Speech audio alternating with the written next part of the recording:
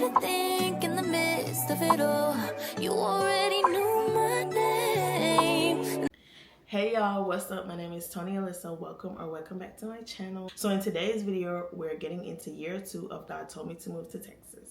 So we're gonna jump straight into it. Year 2 in January, maybe a little into December, like ending of December, January, I decided I'm going to go into covenant with God. So I had to be watching, I was watching like one of Tiffany's lives, Prophetess Tiffany Montgomery, her lives, where she was talking about going into covenant with God, praying about that, and going into it. I said, you know what?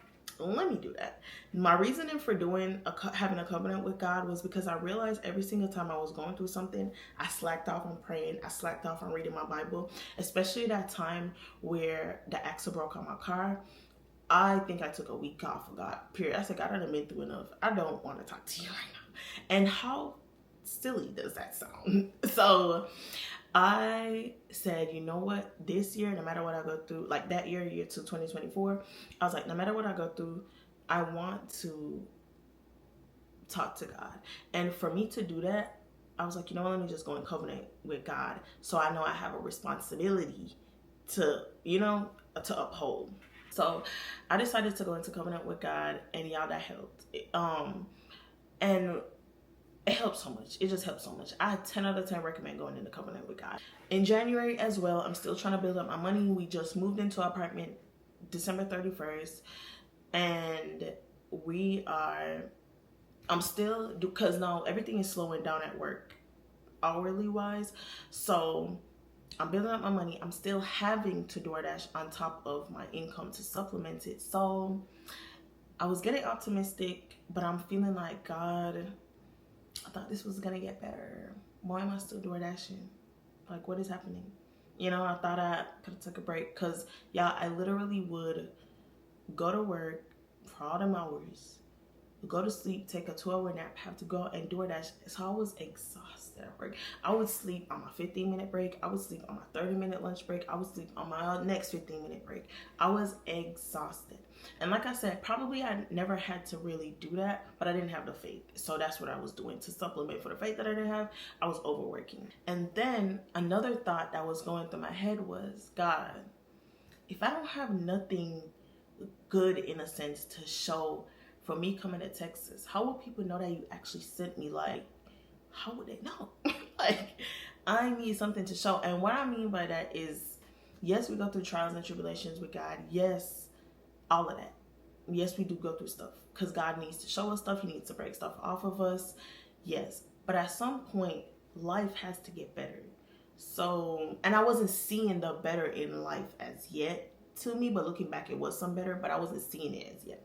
So I was always saying in my mind, like, God, how would people know, and how would I know that it was you that sent me? I was just in a different mindset back then, but that was my thoughts that I was having at that time. February, it's because my sister, she went back in sometime at the end of the year. She came back, so because they had to move out of their place that they were in, so she went back and did that. She came back maybe January, late January into February. We went to Millions Conference. I did vlog that. We had a good time at Millions Conference. Not Millions Conference. We went to She Who Believe Conference. We did have a good time at that conference. To me, life is looking up. We're able to go out. Now I'm thinking, like, yeah, maybe we should go out more, maybe we should do more. At that point, I probably was still DoorDashing a little, but now I'm seeing my money build up. I've opened up a high yield savings account. I was able to start my saving, looking at the long-term goal and not instant gratification. That's one thing I was doing. As soon as I'm like, it is looking up, we need to start going out. We need to start living life. We need to start enjoying what God has blessed us with. My sister decided that she needed to go back to Augusta for her own reasons. And at the same time my mom is driving back with her, my mom gets laid off. Now, in the past, I would have freaked out. I would have resented God. I would have been angry with God. But God just showed me back in November, he's right on time with the new job that I had. He's right on time. and he gets us what we need for exactly when we need it. So I'm not worried about my mom getting laid off. I'm like, yeah, it sucks that you got laid off, but something's gonna come into play. Like, something's gonna happen as to where we're not short on rent, we're not struggling. So yeah, but she went to help my sister for however long she went to help my sister. And y'all, so my mom was trying to get her driver's license in Texas, but if you know anything about Texas, you have to wait months out for appointments. With my mom getting laid off, she decided to stay a little longer in Augusta, and she was able to get her Georgia license. So that worked out for her needing to drive herself to work and other things, because in Texas it probably would have taken a longer time. And yes, like I said, everything happens for a reason, and everything will work out in the end. So now going into March, you know, my mom is still searching for a job, but y'all, after struggling for so long, my mom came to the States. I don't think she had words. And I don't know how long she had been in the States by then. But now that God had finally blessed her with a job, she was stewarding over her money.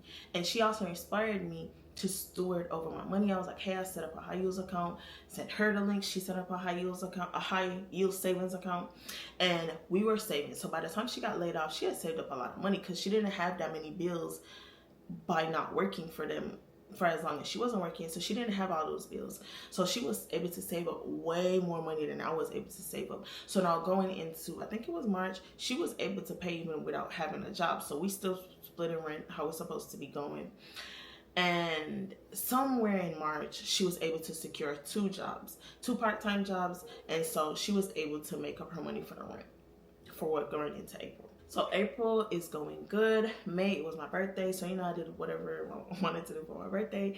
We're into June, but in May I decided I want to get a new car for my own reasons, y'all. I had been through so much in the Jeep that I was in, and I was like, yeah, and also for financial situations, I was like, maybe it'll be better if I get a sedan. You know, I remember back when my insurance was not as high. I remember back when I didn't have all these problems dealing with a car.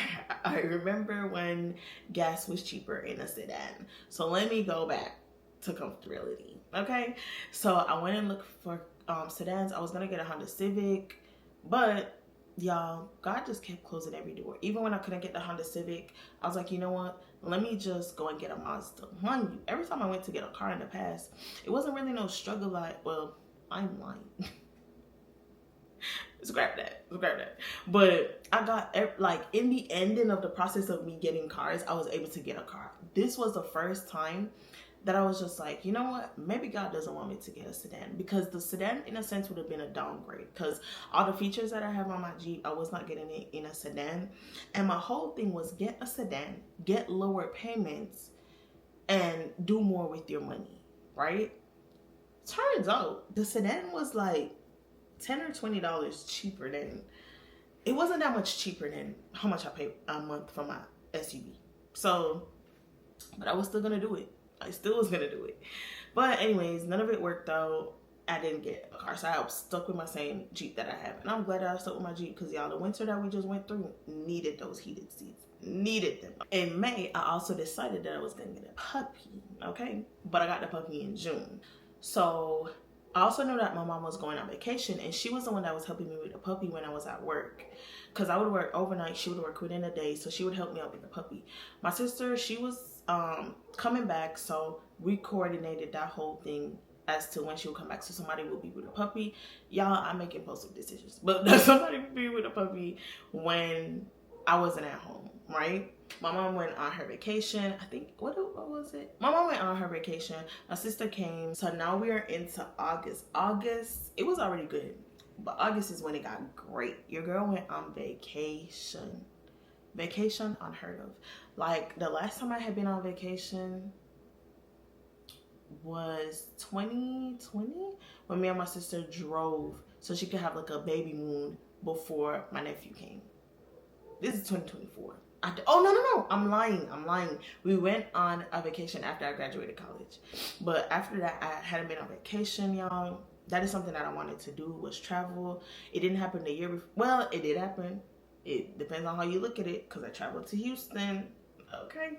But this was like my first vacation for real. I'm going here to enjoy myself. I'm not going here to learn nothing. Or baby, we're going to have a time. So I went to see my other sister in Florida. We had a great time. Finally got to decompress. What that being on that trip taught me is how differently we were raised. So my sister that I lived with, we grew up together. My other sister, we didn't grow up together. So she was raised completely different. No poverty, no struggling, no type of way with that. The sister who I went to visit, my other sister who I lived with, poverty, struggle, all of those other things. So our mindset was so different, and it was enlightening to me. Like, even the simple thing of, she was trying to ask me something on how I did with like my finances and rent, and I told her, and I said something like, yeah, and maybe they'll give you back your money. I don't know if they'll be able to give you back your money, but you know, if you get it back, hopefully, you know, that would be best case scenario. She was like, okay, yeah, that would be good. But I try not to think about money like that. Like, you know, the money's already spent, but if going for it, she could save, you know, that would be good. And I'm like, best case scenario for me would have been getting the money back. I wouldn't be so, I'm like, dang, you know, I wish I would have known this before, so I never had to spend the money. But it just made me think. And then we went to Andretti's. Y'all, I was drifting them cars, okay? But we went to Andretti's, and she was like, you know what? Let's just get the best package or whatever, which is usually the highest value, like monetary wise. It's gonna be the most expensive package, because of something that she wanted to do. I think a lower tier had exactly what she wanted to do, but she was like, but we could do more with this. And I'm like, you know what, we on vacation, let's go. But if I was with my other sister, we both would have understood, let's just get the middle package. We don't want to not be able to do nothing, but we want to do just enough, but not over have fun. But with my middle sister, she was like, let's go all out. So while I was on that trip, it was opening up my eyes. Like, I came back ready to change mindset wise, ready to change. And the mindset was gonna come up physically. So I was just ready to change. In August, going into September, we were preparing for my sister's baby, for her new baby, shopping, you know, just doing whatever you do to prepare for a baby. In October as well, I decided, Tony, you are very impulsive and you do not have enough time for this dog. Also, turns out I know my sister didn't like dogs, but I didn't know she didn't like dogs that much. So it just went hand in hand. I decided to give my dog up. Now, I'm gonna let y'all know this. It is harder to give up a dog than you think, okay? But what I ended up doing was making a profile on Pet Finder, I think it was. And that was the easiest route to go. Because doing like rescues and stuff, or trying to we even tried to do Facebook Marketplace, not Facebook Marketplace, groups on Facebook of people who may be looking for dogs or whatever. Word of mouth. Y'all, nothing was working. So Pet Finder was the easiest way I found. So if you have to get rid of your dog, you have to give up your dog for whatever reason, I think it was Pet Finder. If it wasn't, I'm gonna put who it was up on the screen. But if it's Pet Finder, it's Pet Finder. Now we're still in October. I decided to, like I said, I came off of that August trip ready to change. In October, I said, Tony, you just don't ever stick to your word. Because back in August, I said, I'm gonna change. Why am I still living? It's not adding up. I'm still living the same life. So August, I'm like, I need to be disciplined in something. Like, I need to be able to stick to my word. It was bothering me so much that why can I never finish anything that I start? So I decided to do a stair-stepper challenge. Now, as small as it sounds, for me to get up and do something every single day, whether I feel like it or not, you know, people be like, oh, we're grown, I could do what I want, I can have sex, I could sleep with as many people as, like, for me being, oh, I'm grown, I could do what I want, is I'm grown. I don't have to get up if I don't want to get up. I'm grown. I can get this food if I want this food. That's my type of I'm grown, okay? So I actually stuck to my stair-stepper challenge. And consistency is not linear. That's another thing that I learned. So if I would miss a day, I would double up on the next day. And I had to do that, I think it was 3 times. So for a girl who was never consistent, for a girl who never stuck to anything, this was like I feel like I unlocked another realm, okay, for myself. So it showed me, if I could be consistent in working out, what else can I be consistent in? Not only was I consistent, I lost weight. That helped me even more. Girl, you can actually lose weight. I'm like, I can actually stick to something and lose some weight. Come on. No, after that, I was like, I need to go on another challenge. But in November, my niece was born. So I kind of came out for the challenges. And then my niece was born in December. My niece was born in November. And in December, I went on the Stairmaster Challenge. That one was a little more rocky because seasonal time, it wasn't giving what it was supposed to give.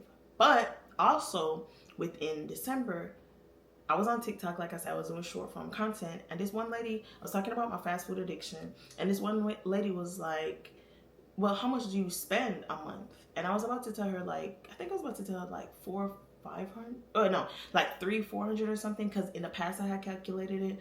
But yeah, I did not realize that I was spending like $700, almost $800 when I actually calculated it, so I could just give her an accurate answer. I'm like, Tony, this is somebody's rent. This is too much on food. And that's just on fast food. That's not accounting for the money that I'm spending at the grocery store on the weeks when I'm telling myself I'm going to eat at home and I never eat at home. So I'm just buying groceries for no reason because I'm not cooking. So I'm like, yeah, at this point, groceries included, you're probably spending close to $1,000 on food. Wait, I think I discovered this in October. In November, I tried to make conscious purchases.